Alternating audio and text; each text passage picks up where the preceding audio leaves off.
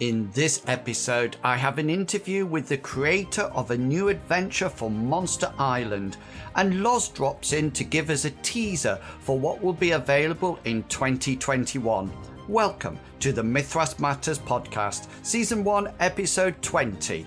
A bird in the hand is worthy of updates.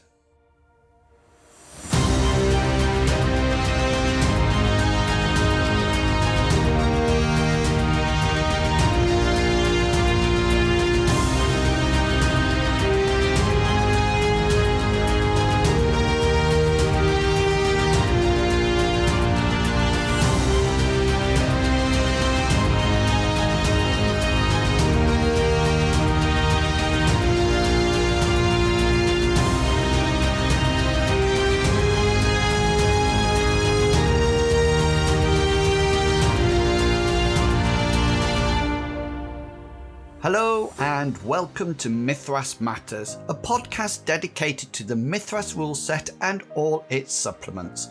As always, I am your host Inwils, and welcome to January and 2021. Happy New Year to each and every one of you. With the festivities for December coming to an end, those Christmas trees sort of look out of place if you still have yours up. I'm actually another year older. Yes, I had a birthday, and I think we are all looking forward to a better year in 2021. Time has been a little tight at the end of this month, so I'm experimenting with a new approach to the podcast. Well, that's what I'm claiming, but really time has been fleeting by, and after the celebrations have come to an end, the time available to edit the podcast has been somewhat limited. So I've gone for a more raw approach. I have edited the podcast, but let's just say there will probably be a little bit more ums and double words, which I normally take the time to edit out.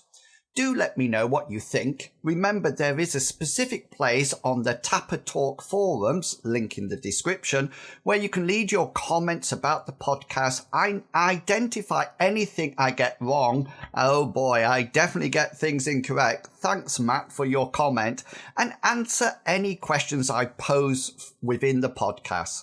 As a starting question, once you have listened to this whole podcast, what are you looking forward to the most from the vaults of Mythras in 2021? Just make sure you listen to Loz's updates before you go posting.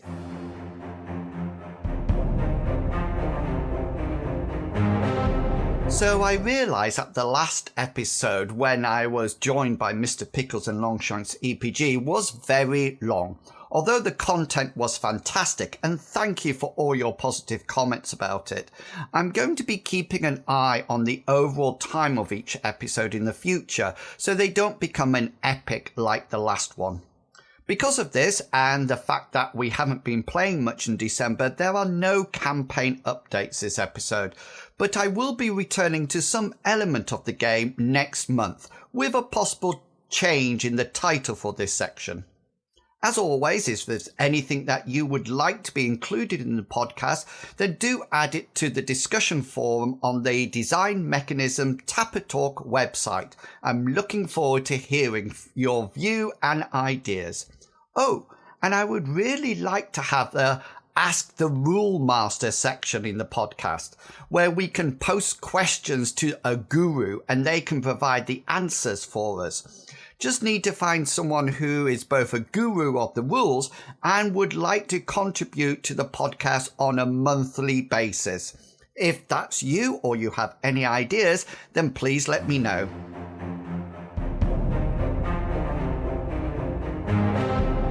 I always like it when I get the opportunity to talk to an author or creator of a new module or supplement for the game. In this interview, I was joined by John, who is the creator of a new module for the Monster Island setting. I have to say at this point that it is very difficult to talk about a module without giving too much away. However, there are several great teasers. So, without any further ado, I'll let John introduce himself.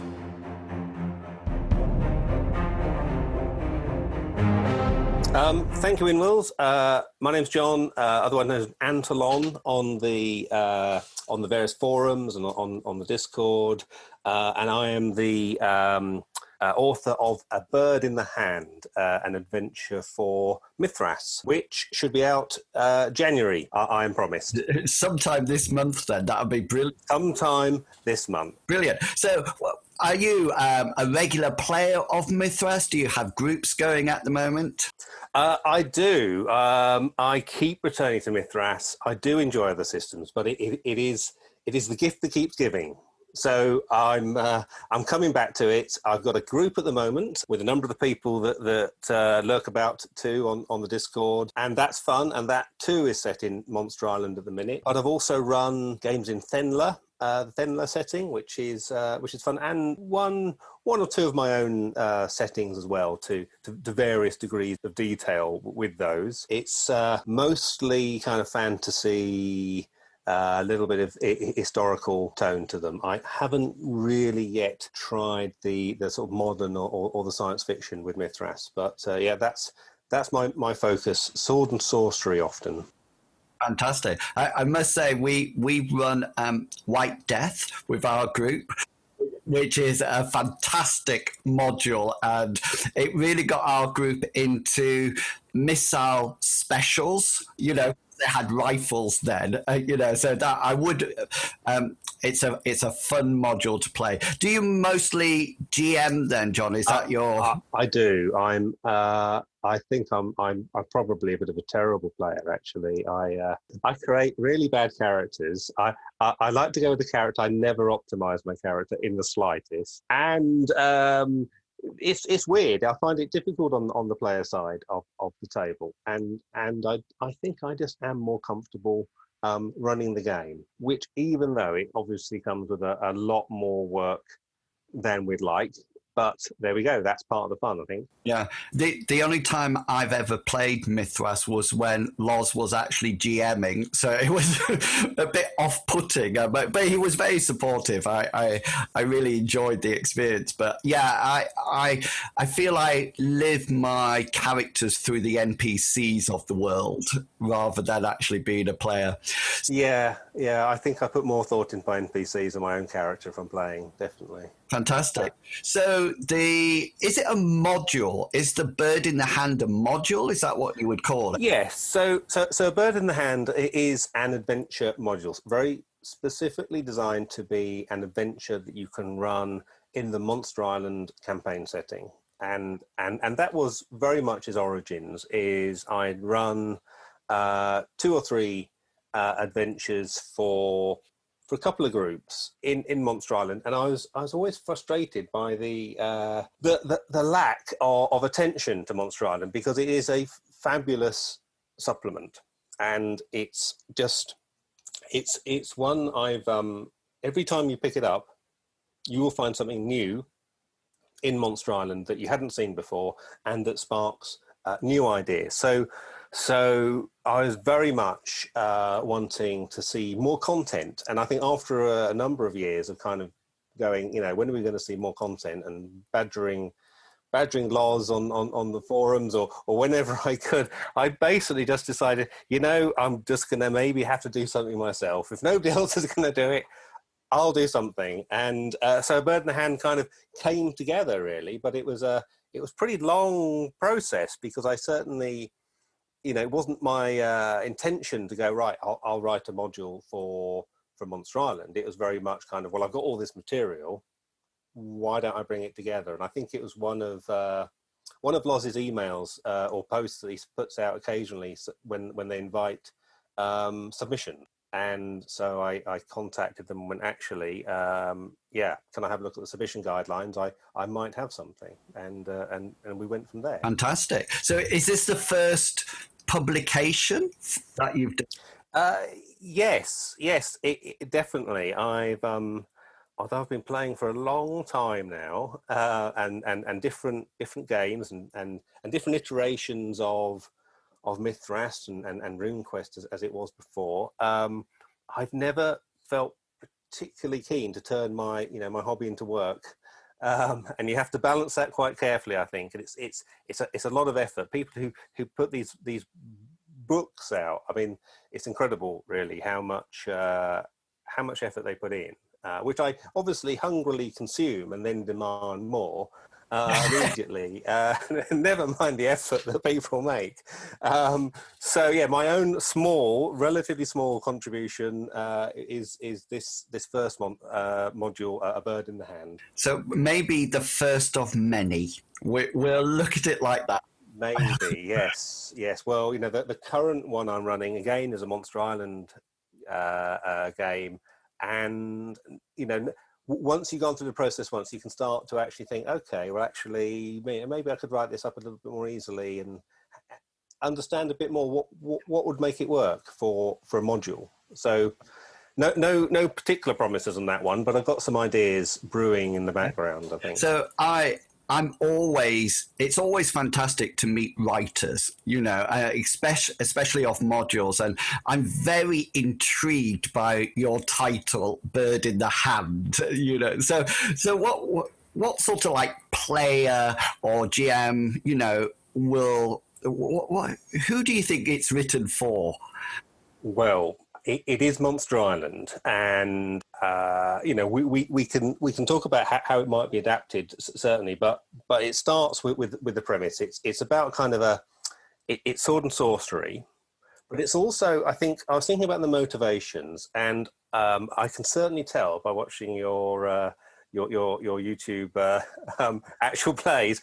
My players are not nearly as obedient or helpful, and they will be motivated by greed and power.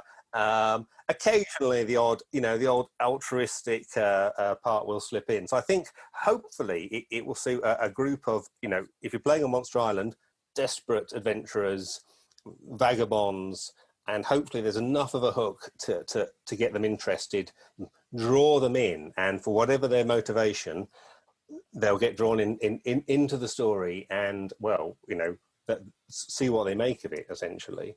So I think that's my own style. I keep ending up running things in quite a pulp way. I do love a cliffhanger. Yeah, I love a cliffhanger. so that's the kind of style I was trying to capture. And the element, when you look at Monster Island, Clark Ashton Smith is one of the authors that was a strong influence. One of the classic authors, along with Lovecraft. So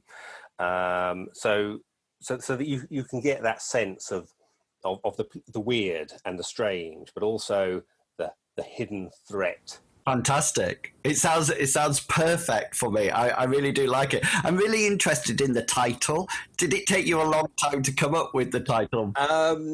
It sort of fell in place from a fairly early opening scene, and in fact it started its life really as one line in a small table of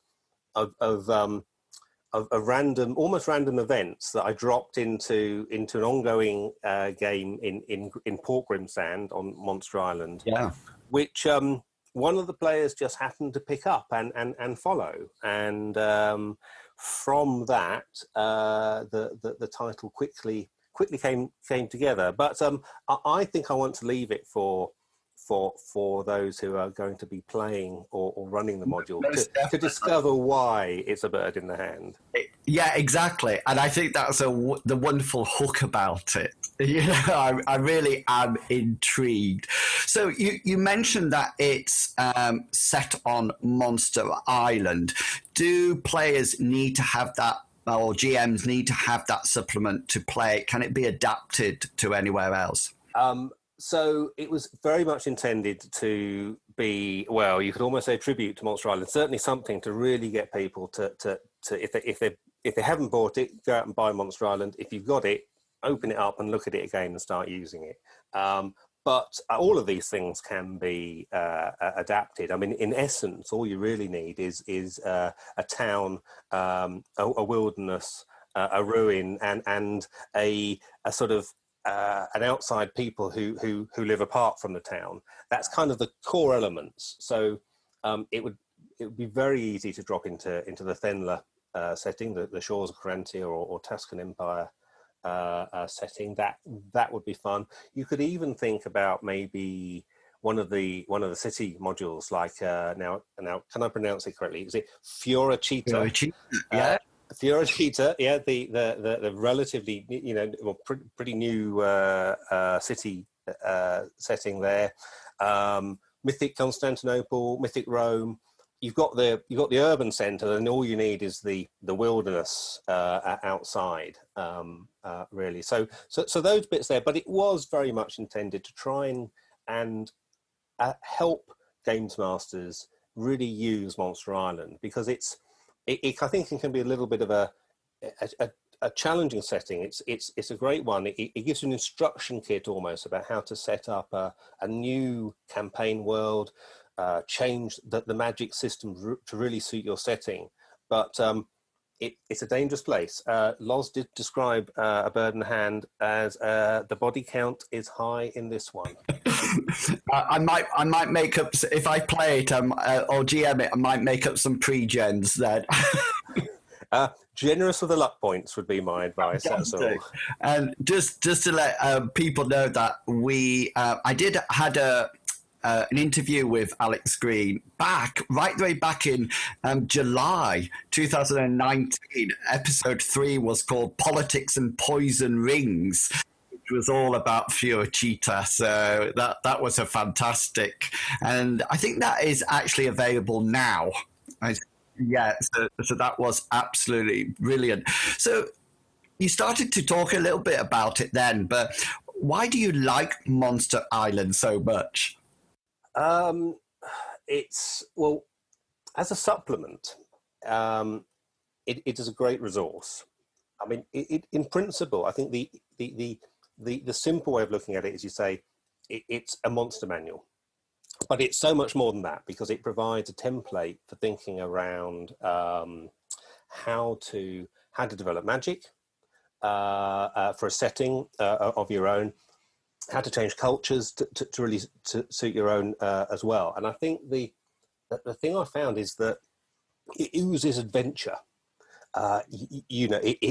It's you want to get people involved, and so if you like that kind of sword and sorcery, pulp heroics, it's there for the taking. So bang, off you go. I think that's my core, the core thing I love about that supplement. Yeah, and I although we haven't played in it, I've read the supplement, and I just think it's full of possibilities. I found that when I'm reading it, or engaging with the tribes or the different cultures of people, I'm constantly thinking of it seems to naturally generate adventure opportunity when I'm reading it, and absolutely. So I think, I could do that. I could do that, and then that's it.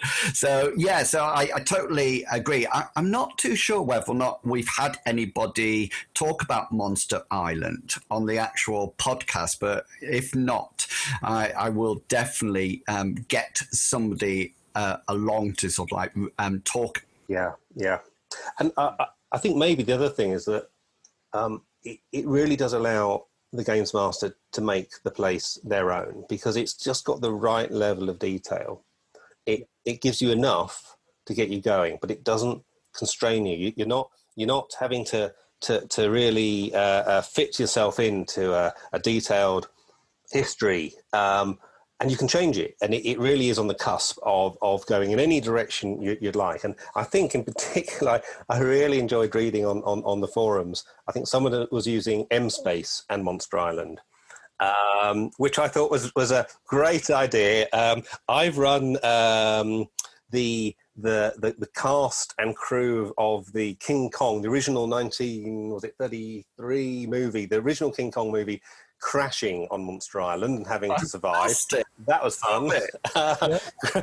Definitely going from King Kong to Monster Island, that worked a treat. So that's the other thing I love about it. And I think in Worlds United, in the supplement for Mythras, there's a very explicit link there about really how you could drop the two together to go from sort of 1950s sort of rocket age adventure, boom, into Monster Island. So it's so flexible that you can run all sorts of different genres with it. It can almost fit into any as a support material for anything else. And I think Lawrence is always saying, that one of the great things about Mythras is that you can make it your own, and you can combine supplements and really sort of like develop your own style with Mythras, and it has that wonderful flexibility that it can do. What do you look for in an adventure then, as either a GM or maybe a player in some time?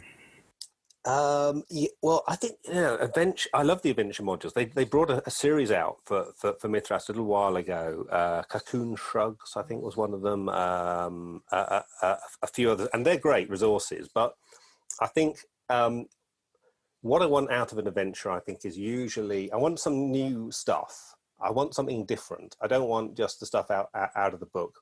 At least one or two new monsters. Some interesting items, maybe some NPCs, but also locations. I rarely run an adventure as is, because you need to fit them in your own campaign. They need to fit for that, and so often you end up chopping and changing bits and pieces. And if you can do that, I think it works well. So if you can take sections out and drop them in how you want, or connect them up with other things, that's great. But also getting some new value. Certainly in A Bird in the Hand, I've put in, at least one additional creature, possibly two, but certainly one. I mean, Monster Island, do you need more? Well, yeah, I think so. A few magic items. I mean, magic items are interesting in Mythras, and Monster Island has a way of dealing with them. But of course, it's sword and sorcery. You just don't go poking about at magic items without thinking that there might be some comeback at some point. And I also included as an annex a set of hex crawl rules, so that you can do jungle exploration in a sort of structured way, and really traveling from A to B is not a simple and straightforward matter in Monster Island.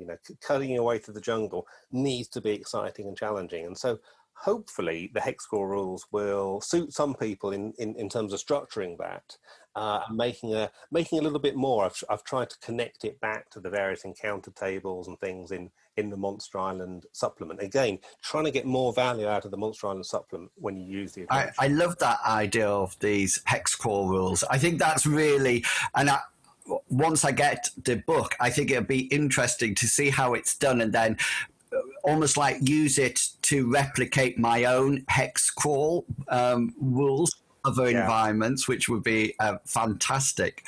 We were talking before we started recording about all the supplements that are available for Mythras. Do you have a favourite apart from Monster Island, or is that your favourite? There's so many now that there's a huge number. I mean, I do really like the Mythic Britain setting, and I've run a couple of those scenarios at conventions. Actually, they worked quite well. Just because you've got those, you can introduce. Here is Bedouir, to classic characters. You can introduce those, and a lot of people will understand those. I've also used the Shores of Carantia and the Tuscan Empire setting for Fendler a lot. That's just a good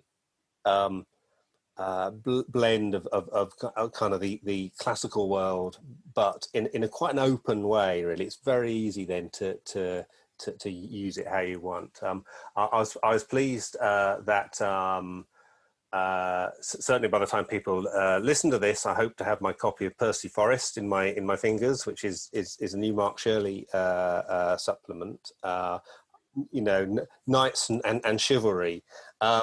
So it's certainly getting to the point where I look out as well now for who's doing some of these. I think Mark Shirley is probably one of my go-to authors. He did the Waterlands supplement for Mythic Britain, and I referred to that a lot when I was writing A Bird in the Hand, because I think it gives a lovely example of really how to structure a useful and interesting module that really helps the games master get the most from the setting. And wetlands was actually in the second episode of podcast. It was titled "Tread Carefully in the Mire." Yeah, That was Bill. I forget who else was with him, but they did as a review. But yeah, that wetlands, that we did a review of that back in episode 2. So what about the future? Is there anything you're really looking forward to getting your hands on that's coming out from Mythras, or what would be your dream product that you would really like? Well, there's so much coming now. It's almost a challenge to know what to get, but certainly very interested in Mythic Babylon. Yeah. That looks really lovely. And it's not like I'm short of settings or have so much time to run games, but I just want that one. Mythic Polynesia. I think also there's going to be quite a link in that to Monster Island again. So even more goodness with that one. I think I'm probably not alone in terms of the kind of dream product, and I'm sure Loz has heard this plenty of times already, but the collector's box set for Monster Island Deluxe with the additional companion, more locations, more monsters, cults and brotherhoods, a beautiful map, that's definitely the dream product. A classic box set, like in the old days. Yeah, like I've got some of the box sets behind me here, but I would love anything like that. I love maps, but I have to also say, because I play all my games online, I don't know if you've done the combat modules, Taking Cover and Breaking the Habit, but they actually are set up for Roll20. There's actual characters and maps, and I would love Monster Island expansion to have electronic resources as well. Back in this sounds like I'm just advertising the podcast all the time, but back in episode 4 by the Mythras of Babylon, I chatted to Paul and Chris about Mythic Babylon, which was absolutely fantastic. And I must admit, every single interview I have for the podcast, I'm constantly thinking, wow, I can't wait for that to come out. Can't wait for that. I just don't have the time to play them all at the moment. Yeah, that is the challenge. I'm not short of games to run. But the other thing, of course, with Mythras, as you've said, is that the actual core rules have got so many options to really help create your own setting, and certainly. I think I'm currently in the middle of trying to think, what do I want to run as a longer term campaign? There's lots of options with Monster Island, but I'm sort of maybe thinking the Lyonesse setting. Very, you've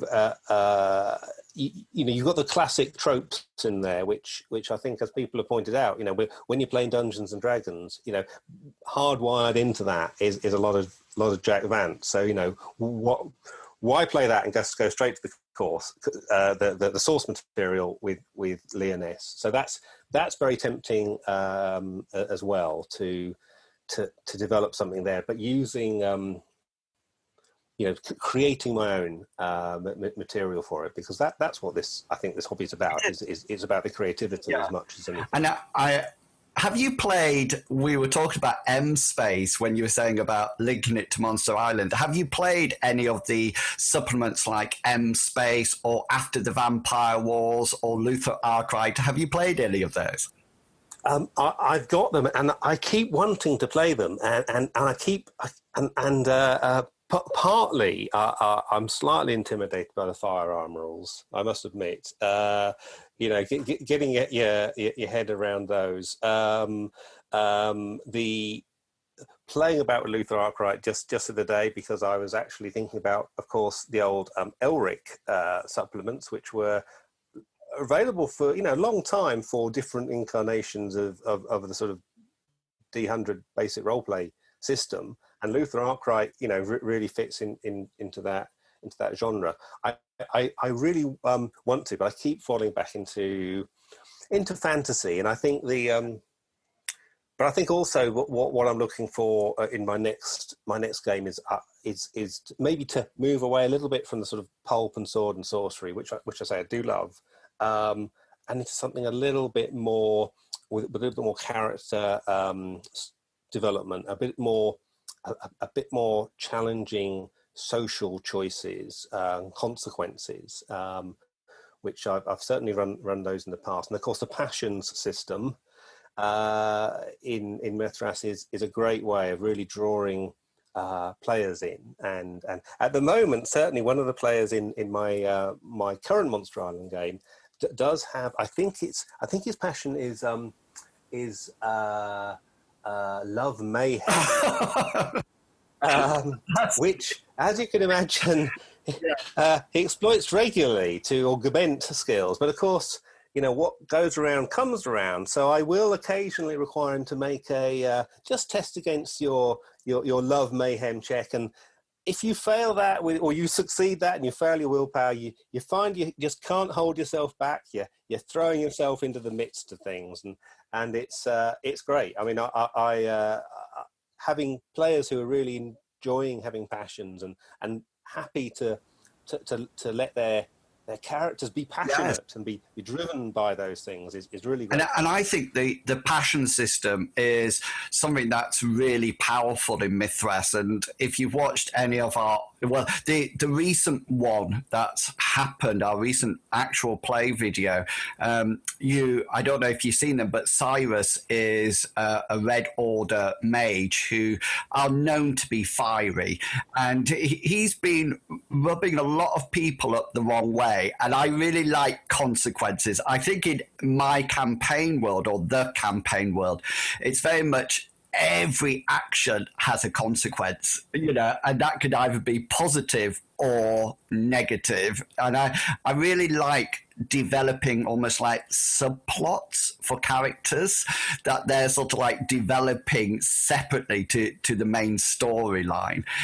I'm definitely a narrative person, no matter what. So we're obviously really looking forward to Bird in the Hand coming out.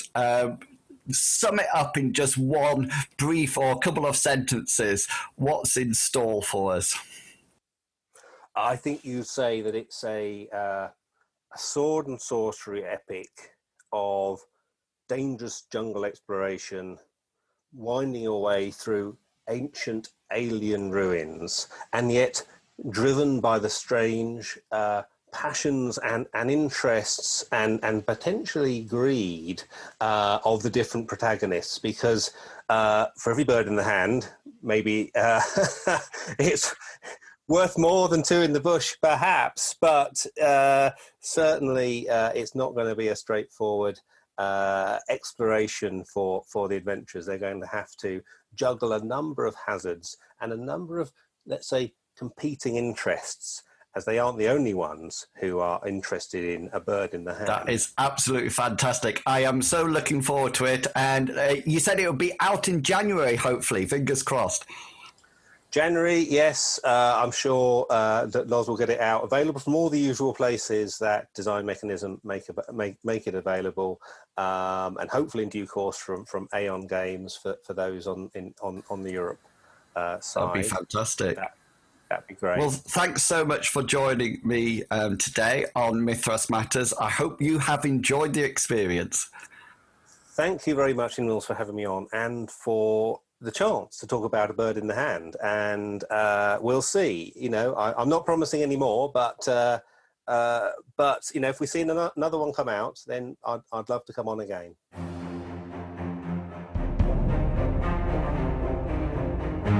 Thank you, John. I'm really looking forward to reading and probably GMing this new module. If you are interested in Monster Island, then we have had an excellent review of this supplement in episodes 12 and 13 of the podcast. It was so epic, there was enough content for 2 episodes. Definitely worth checking out.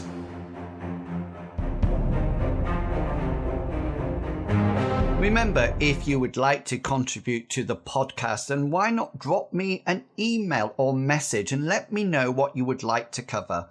I'm always looking for reviews or interviews with people, so if you're interested, you can email me at inwils@gmail.com or send me a message on the various forums I frequent. Also, if you are interested, then remember you can watch me and my other content on my YouTube channel, where I explain various aspects of the game, post actual play videos, and talk about GMing in my series, The Gibbering GM. Likes, subs, and comments are always gratefully received, and I will always try to reply to all comments that you post. With the new year starting, it is a great time to get excited for the year and what's in store. So I asked Loz to let us know what we can look forward to in 2021. Take it away, Loz.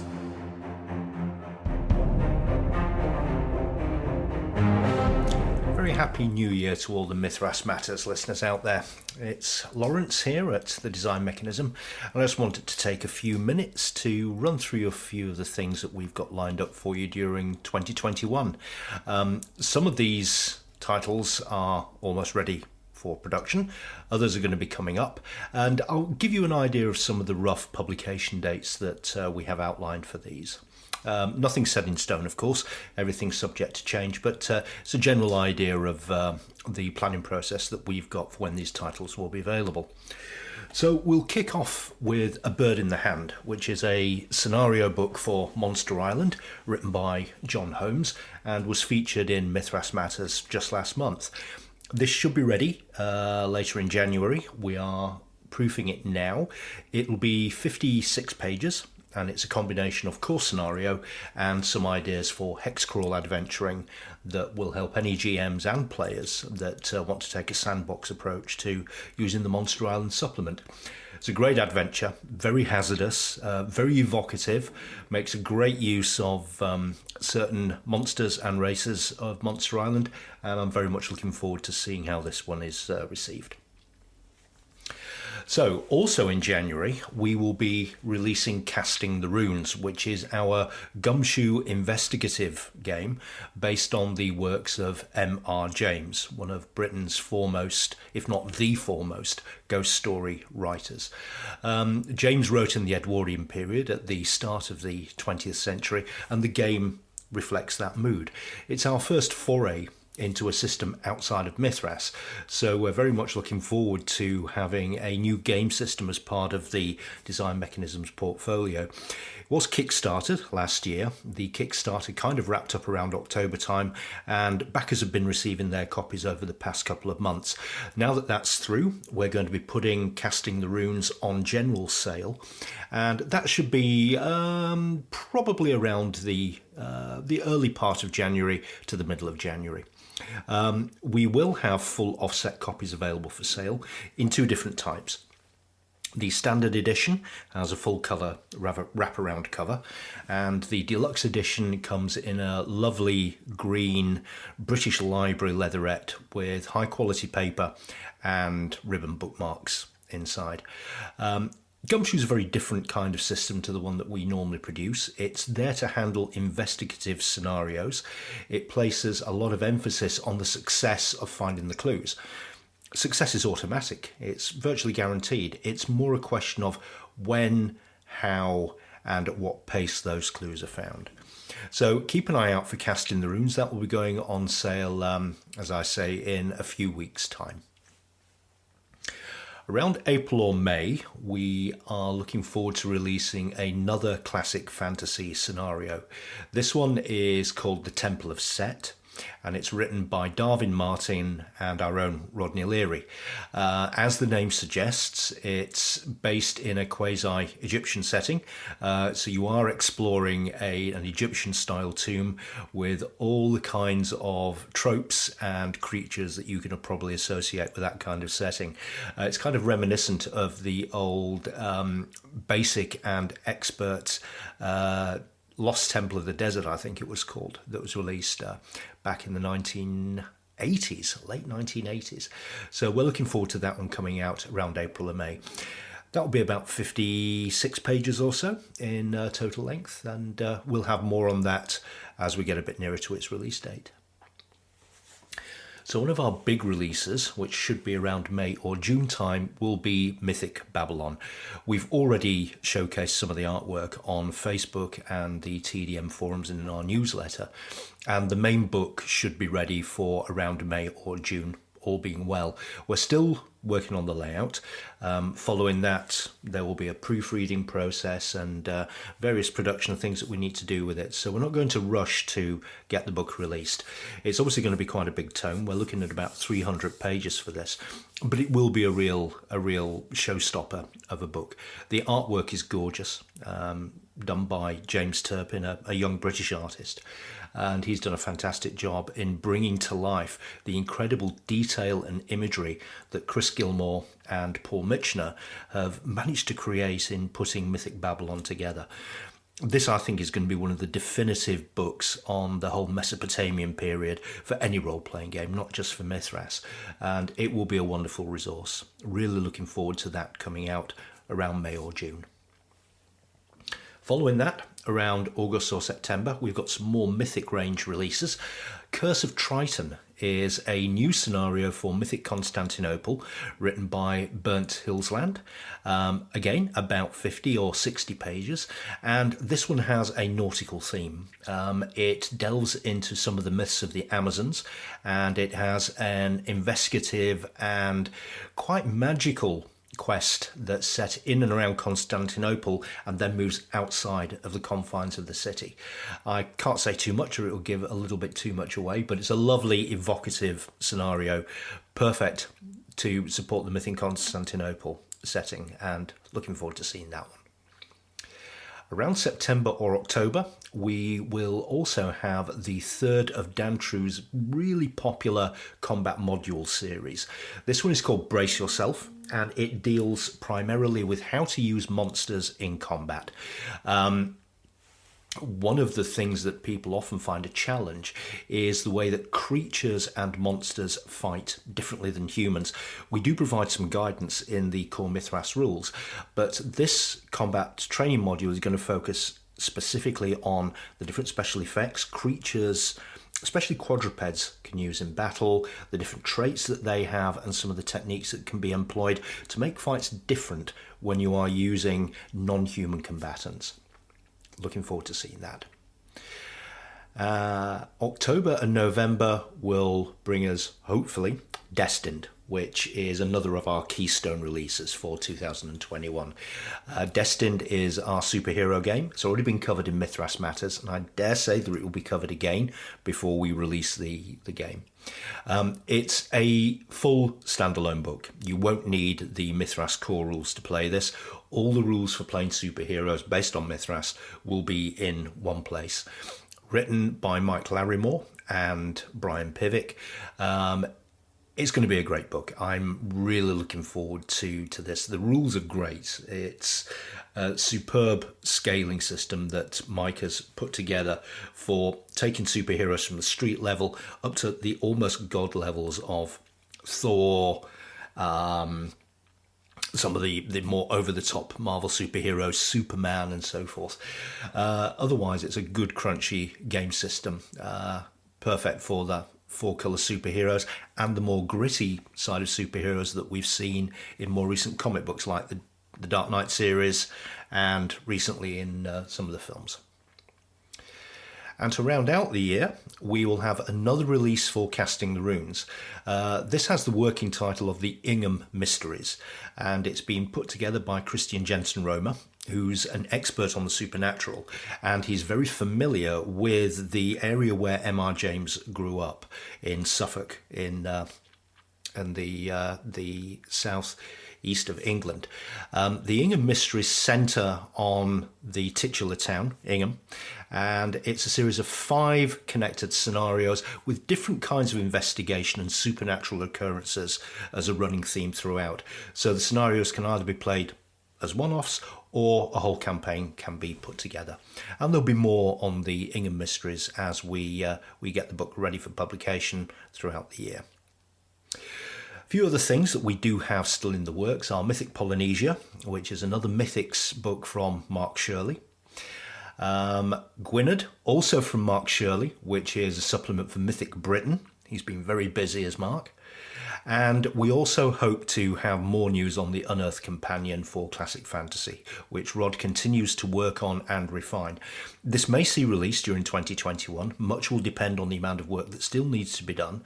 And we'll keep you posted on the progress. I know there's a lot of interest and has been for quite some time, ever since we released Classic Fantasy. So bear with us. That book will be on its way, as will Mythic Greece. We're still working on it. Pete is working very hard to try and get it into what he calls a gameable state from his various notes and manuscripts he's put together, and it will be well worth the wait for everyone. So that's kind of a rundown on what you can look forward to over the next 12 months or so from the Design Mechanism. Stuff for Gumshoe, lots of stuff for Mythras, and we hope that you're excited about this as we are. It just remains for me to say, stay safe, stay healthy, stay sane, and I hope that your Mythras matters.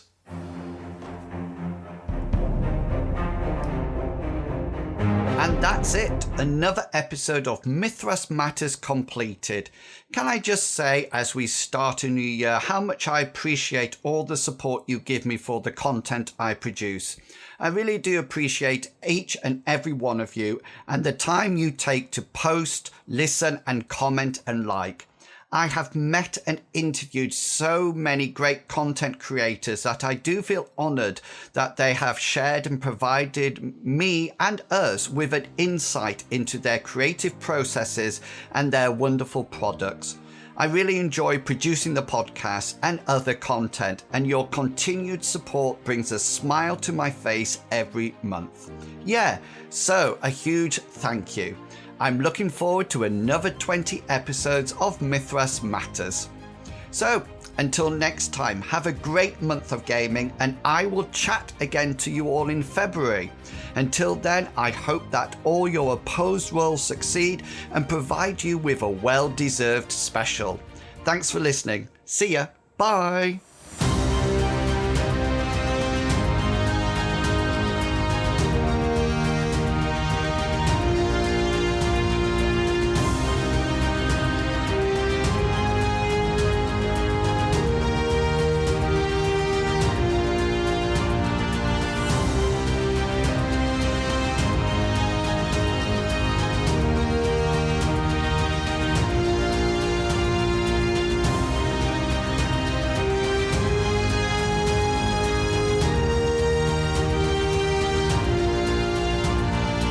The content of this podcast is covered by the Creative Commons Attribution 3.0 license, so please give appropriate credit if you are sharing or copying any part of this podcast. Thank you.